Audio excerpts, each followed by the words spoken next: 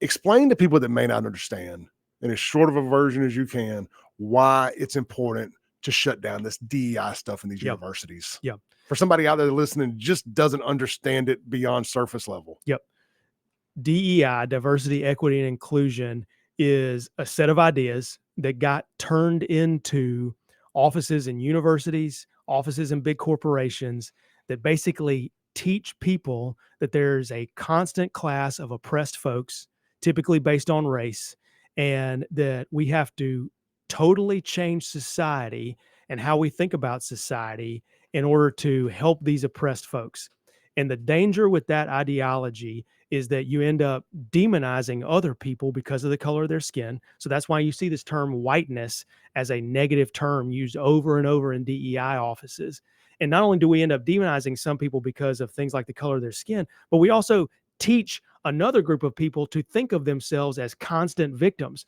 So they believe the world is perpetually rigged against them and they cannot succeed.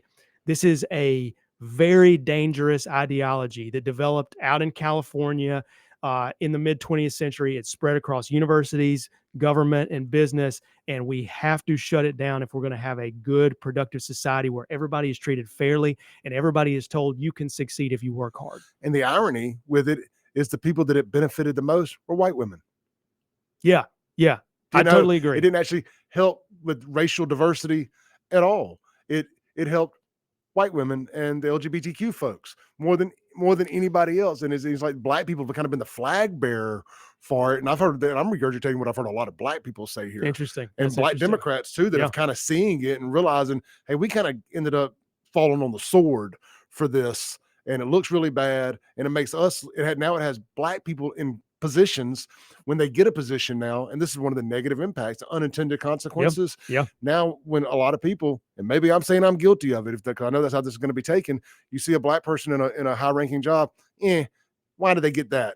Was that a DEI job? Was they a DEI hire?